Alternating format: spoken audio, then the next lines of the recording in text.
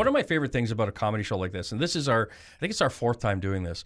One of my favorite things about it is there's typically like one or two people in the room that when you hear their laugh, it just sets the whole room on fire. Yes. Right? Like, I'm looking forward to that. And you know who they are, too, because they come in, they're laughing hysterically. Then they look around, they notice that everyone's laughing at their laughter, and they're just like, oh, like, they turn red. Everyone's having a good time. Yes. You know who has a great laugh? Kathy Blatz. Yes. I was thinking the exact same thing.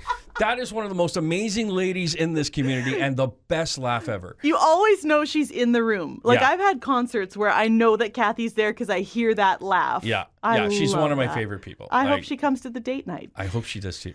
Kathy, what are you thinking right now? Well, it's certainly, I could tell you were talking about me. You know what's interesting, Kathy? I heard about your laugh before I met you in person. Really? Yes, someone had said, "Oh, Kathy Blatz is here," and I'm like, "Who's Kathy Blatz?"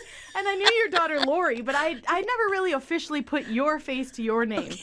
And finally, I met you, and now I know that laugh and your vibrant personality. You're being very kind. Yeah. So you know Pastor Rob Haslam. Oh, I sure do. He used to be a youth pastor in our church, and one story comes to mind. I was sitting near the front of the church, and we had a guest speaker, and all of a sudden I hear this pop in the back, and I scream, and this pastor guest speaker, and I could tell you his name, but I won't, he said, and he had an accent, he says, "Well, I've been in many churches, but I've never had anybody scream at me before."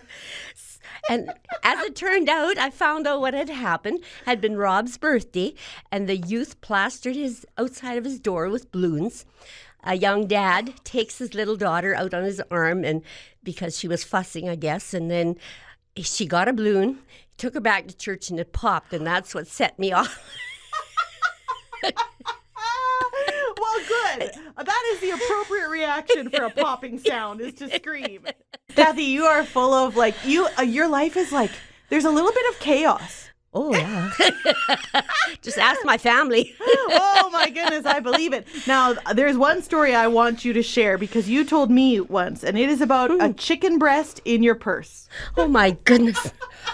Yes, my sisters and I took my mom out for Mother's Day, and I don't know why I ordered a 3-piece chicken dinner, but I couldn't finish it. Of course, I didn't think of asking for a doggy bag or a container, so I wrapped it up in many napkins, put it in my purse, and I don't know how many days later, I was going through the co-op checkout, and I reached into my purse for my wallet, and I pulled out this thing. I said, "What is this?" to the clerk. And here was my chicken breast. I was surprised the dogs hadn't been following me around by that time. Oh, my goodness. So, Kathy, you're making all of us laugh, and you always do. And I'm sure that's, you're a humorous person, and you love to laugh. What makes you laugh? What makes me laugh? Obviously, you make yourself laugh, which is great. Yes, I have a very vivid imagination. So as soon as I think of something, I see it in my mind, and it just totally makes me laugh. I've even woke myself up with laughter. But there's another side to me. I have bipolar when I don't feel like laughing. So when I'm feeling fine, I love to laugh. Mm-hmm. And if it brings joy to anybody else, that's my goal. Yeah, what's that like? Well, it's like I'm two different people. Yeah, so either you see me and laughing or you don't see me at all.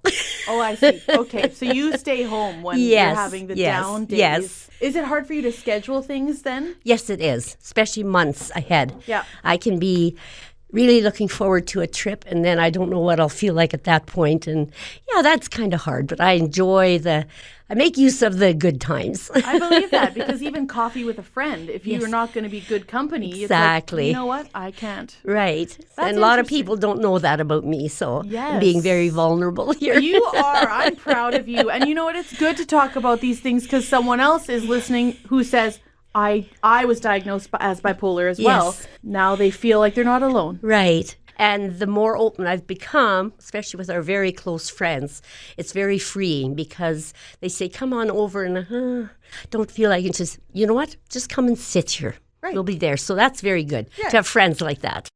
I don't know how much you want me to say, but tell you about the timer.